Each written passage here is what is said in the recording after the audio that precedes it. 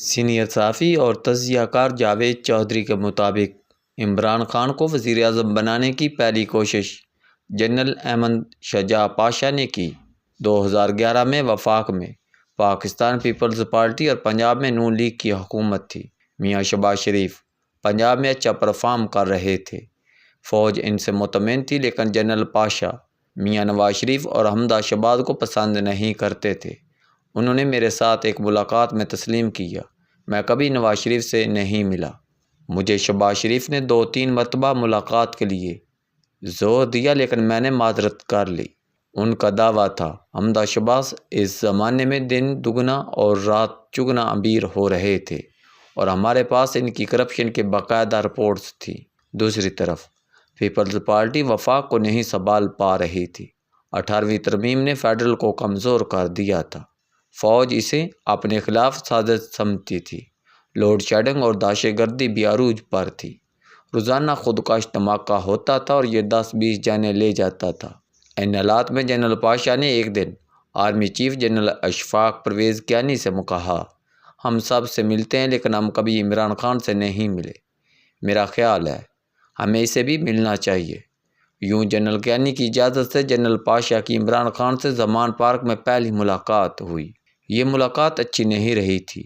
دوسری ملاقات بنی گالہ میں ہوئی اور اس کے بعد عمران خان کی سیاسی پرورش شروع ہو گئی۔ فوج نے انہیں 3 کوآرڈینیٹر دیے۔ ان کوآرڈینیٹر میں سے 2 آج بھی عمران خان کے ساتھ ہیں۔ فوج کی سپورٹ سے عمران خان کے جلسوں میں جان آ گئی اور ان کی کوریج بھی شروع ہو گئی، اور یوں عمران خان کا پروفائل سپورٹس مین اور کینسر اسپتال سے سیاستدان میں تبدیل ہونے لگا۔ جنرل پاشا کے بعد جنرل ظہیر الاسلام عباسی DGI بنے۔ ان کی درخواست پر ملک کے ایک بڑے بزنس ٹائکون نے 2013 کے الیکشن سے قبل عمران خان کو 1.5 ارب روپے دیے۔ میاں نواز شریف اس وقت دبئی میں تھے۔ بزنس ٹائکون رقم دینے کے بعد دبئی گیا اور میاں صاحب کو بتا دیا، میں نے یہ رقم کس کی ہدایت پر کس کے ذریعے عمران خان کو دی تھی۔ میں نے 2016 میں تصدیق کے لیے حسین نواز سے رابطہ کیا تو انہوں نے نہ صرف تصدیق کی بلکہ یہ بھی بتایا یہ بات میرے سامنے ہوئی تھی۔ بہرحال قصہ مزید مختصر۔ 2013 کے الیکشن ہوئے اور عمران خان نے قومی اسمبلی میں 27 سیٹیں حاصل کر لی۔ یہ بڑا جمپ تھا، مگر عمران خان خود کو وزیر اعظم سمجھ رہے تھے، لہذا نتائج انہیں حیران کر دیا۔ قصہ مزید مختصر۔ نومبر 2013 میں جنرل رحیل شریف آرمی چیف بن جاتے ہیں۔ یہ نواز شریف کے فین تھے، لیکن جنرل عباسی اور ان کی ٹیم شریف برادران کو برداشت کرنے کے لیے تیار نہیں تھی۔ اس دوران مزید 3 واقعات ہو گئے جن کی وجہ سے فوج اور نواز شریف کی دوریاں بڑھ گئیں۔ نواز شریف نے سی پیک شروع کرا دیا۔ امریکہ اس پروجیکٹ سے خوش نہیں تھا۔ دوسرا، نواز شریف نے افغانستان میں اشرف غنی سے ڈائیلاگ شروع کر دیے، اور تیسرا یہ بھارت کے ساتھ بھی گفتگو کرنے لگے۔ یہ ایشو فوج کے لیے کور ایشو تھے، لہٰذا یہ نواز شریف سے ناراض ہو گئے۔ فوج کو اس دوران یہ بھی محسوس ہونے لگا نواز شریف دھڑا دھڑ بجلی اور گیس کے منصوبے شروع کر رہا ہے اور معیشت بھی مضبوط ہو رہی ہے، اور یہ سلسلہ اگر چلتا رہا تو 2018 میں بھی نواز شریف وزیر اعظم بن جائے گا، اور اگر اسے ایک اور ٹرم مل گئی تو یہ 15-20 سال نہیں جائے گا۔ فوج یہ بھی جانتی تھی نواز شریف کا راستہ صرف عمران خان روک سکتا ہے۔ میں آپ کو یہاں یہ بھی بتاتا چلوں، عمران خان نے اس وقت تک اپنی شکست مان لی تھی اور یہ KP میں اپنی حکومت سے مطمئن تھا، اور یہ پارٹی کو ری آرگنائز کر کے 2018 کے الیکشنز کی تیاری کر رہا تھا، مگر جنرل عباسی نے خان کو تیار کیا اور اسے اٹھا کر سڑکوں پر بٹھا دیا، اور یہ حکومت کے سامنے سپیڈ بریکر بن گیا، اور اس نے پھر نواز شریف اور ملک دونوں کو چلنے نہیں دیا۔ جنرل رحیل شریف میں نواز ہٹاؤ پلان کے خلاف تھے، لیکن یوں ان کی ریٹائرمنٹ کا وقت قریب آنے لگا، یہ بھی عمران خان کو سپورٹ کرنے لگے۔ اس سپورٹ کا وحید مقصد ایکسٹینشن تھی، اور ایکسٹینشن کے لیے ڈان لیکس کو بھی ایشو بنایا گیا اور پاناما اسکینڈل کو بھی استعمال کیا گیا۔ مگر ان تمام اسکینڈلز اور دباؤ کے باوجود نواز شریف نے رحیل شریف کو ایکسٹینشن نہیں دی، حتیٰ کہ یہ پرپوزل رحیل شریف خود بھی نواز شریف کے پاس لے کر گئے تھے، مگر وزیر اعظم نے انکار کر دیا۔ بہرحال قصہ مزید مختصر۔ جنرل باجوہ کا دور آ گیا۔ جنرل باجوہ بھی نواز شریف کے فین تھے اور یہ معاملات کو حل کرنا چاہتے تھے، لیکن فوج میں اس وقت تک عمران خان کا دھڑا مضبوط ہو چکا تھا۔ اس دھڑے نے جنرل باجوہ کو نواز شریف کے ساتھ نہیں چلنے دیا۔ ڈان لیکس کی رپورٹ پر ISPR کا ٹویٹ اور پھر اس ٹویٹ کی واپسی نے بھی جنرل باجوہ کو عمران خان کے قریب دھکیل دیا۔ جنرل باجوہ نے ایک بار خود اعتراف کیا، ہم جب ٹویٹ واپس لینا چاہتے تھے تو نون لیگ کے اپنے وزراء میرے پاس آ کر کہتے تھے سر فوج کبھی پیچھے نہیں ہٹتی۔ گویا اس وقت نون لیگ کے اندر بھی عمران خان کے سپورٹر اور نواز شریف کے مخالف موجود تھے۔ بہرحال قصہ مزید مختصر کرتے ہیں۔ جنرل باجوہ کو ISPR کے ایک سابق DG نے عمران خان سے ملاقات کے لیے راضی کیا اور یوں دونوں کی پہلی ملاقات ہو گئی۔ نواز شریف اس وقت پاناما کیس میں ڈسکوالیفائی ہو چکے تھے اور سپریم کورٹ میں عمران خان کے خلاف بنی گالہ اور منی لانڈرنگ کا کیس چل رہا تھا۔ یہ کیس حنیف عباسی نے دائر کیا تھا اور عمران خان اس کیس میں سیدھے سادے ڈسکوالیفائی ہو رہے تھے۔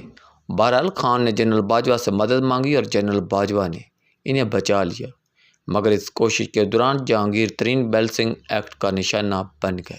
جنرل باجوہ اور جنرل فیض حمید عمران خان کو وزیر اعظم بنانے میں مصروف ہو گئے۔ میاں شہباز شریف ان کے راستے کی بڑی رکاوٹ تھے۔ اس کی وجہ پنجاب میں شہباز شریف کی پرفارمنس تھی۔ نون لیگ نے بلا شبہ خوفناک رکاوٹوں کے باوجود پرفارم کیا تھا، لہذا پنجاب نون لیگ کا تھا اور پنجاب کی مدد کے بغیر عمران خان وزیر اعظم نہیں بن سکتا تھا، لہذا پنجاب میں سیاسی انجینئرنگ شروع کر دی گئی۔ الیکٹیبلز کو توڑ کر PTI میں شامل کیا گیا، حلقے بھی بدل دیے گئے۔ نواز شریف کو بھی جیل میں بند کر دیا گیا اور شہباز شریف کو تیسری بار وزیر اعلیٰ پنجاب کا لارا بھی دے دیا گیا، لیکن اس کے باوجود 2018 کے الیکشن میں نون لیگ کو ووٹ پڑ گئے، لہذا جنرل فیض حمید کو RTS بٹھانا پڑ گیا۔ یوں عمران خان کامیاب ہو گئے، مگر ان کے پاس بڑی بریک سی اکثریت تھی۔ جنرل فیض حمید کو اتحادیوں کا بندوبست کرنا پڑ گیا اور یوں عمران خان وزیر اعظم بن گئے۔ عمران خان خالصتاً اسٹیبلشمنٹ کی پیداوار تھے۔ ان کی پارٹی تک فوج نے بنائی تھی، بازار روڈ کے دفتر کا کرایہ بھی ریٹائر فوجی دیتے تھے، لیکن عمران خان کیونکہ ایک انتہائی چلاک انسان ہے، لہذا یہ 20 سالہ ساتھ کی وجہ سے فوج کی کمزوریاں جان گئے۔ یہ سمجھ گیا نواز شریف اور زرداری فوج پر اعتبار کے لیے تیار نہیں ہے اور فوج بھی ان کی طرف نہیں جائے گی، لہذا اب فوج کے پاس میرے علاوہ کوئی آپشن نہیں۔ دوسرا، فوج کبھی اپنے عوام کے سامنے کھڑی نہیں ہوگی۔ اس نے 1971 میں بنگلہ دیش میں اپنے عوام سے لڑ کر دیکھ لیا، یہ اب کبھی 1971 کی غلطی نہیں دہرائے گی۔ تیسرا، فوج اپنے امیج کے بارے میں بہت احساس ہے۔ یہ لوگ اپنی جان قربان کر دیتے ہیں مگر اپنے امیج پر آنچ نہیں آنے دیتے۔ چوتھا، فوج نے جنرل پاشا کے زمانے سے مجھے جونیئر افسروں میں قوم کا سیور بنا رکھا ہے، لہذا فوج کا 90% حصہ میری پوجا کرتا ہے۔ پانچواں، ملک کی 63% آبادی نوجوانوں پر مشتمل ہے اور سوشل میڈیا ان کی خوراک ہے۔ نوجوان ملک کی تاریخ سے بھی واقف نہیں، لہذا آپ انہیں جس سائڈ پر چاہیں لے جائیں۔ اور چھٹا، ملک کی 52% آبادی خواتین پر مشتمل ہے اور میں 80 سال کی نانی دادی سے لے کر 14 سال کی پوتی نواسی تک ان کا ہیرو ہوں اور یہ خواتین اور یہ نوجوان میری اصل طاقت ہیں، لہذا عمران خان وزیر اعظم بننے کے بعد حکومت کے تمام کام فوج کے متھے مار دیتے ہیں اور خود خواتین اور نوجوانوں کو اپنی فوج بنانے لگا۔ چین سے کورونا کی ویکسین تک جنرل فیض لے کر آئے۔ قطر سے LNG کا سودا جنرل باجوہ کرتے تھے۔ ملک کو FATF کی گرے لسٹ سے نکالنا بھی فوج کی ذمہ داری تھی۔ سعودی عرب اور UAE سے رقم بھی جنرل باجوہ مانگ کر لاتے تھے۔ بزنس مینوں کو تسلی بھی آرمی چیف دیتے تھے۔ IMF سے قرضہ بھی آرمی لیتی تھی۔ اتحادیوں اور پارٹی کے ناراض ارکان کو بھی فوج راضی کرتی تھی۔ قومی اسمبلی سے بل اور بجٹ بھی فوج پاس کراتی تھی، جبکہ عمران خان کی ساری توجہ اپنی کور پاور، نوجوان، خواتین اور میڈیا پر تھی۔ وزیر اعظم 3 ماہ اکنامک کوارڈینیشن کمیٹی کی میٹنگ نہیں لیتے تھے، لیکن پارٹی ترجمانوں کی میٹنگ ہفتے میں 2 بار ہوتی تھی اور وزیر اعظم اپنے ترجمانوں کو دشمنوں کا منہ توڑ جواب دینے کی تکنیک بتاتے تھے۔ ہمیں یہاں عمران خان کو یہ داد دینی پڑے گی، اس نے 3.5 برسوں میں سوشل میڈیا اور ٹیلی ویژن کے ذریعے ملک کے اندر اپنا ایک الگ ملک بنا لیا اور اس ملک کے 8-10 کروڑ شہری ہیں، ان کا اپنا ایجنڈا ہے۔ عمران خان نے 3.5 برسوں میں اپنے آپ کو ریاست سے زیادہ مضبوط بنا لیا تھا۔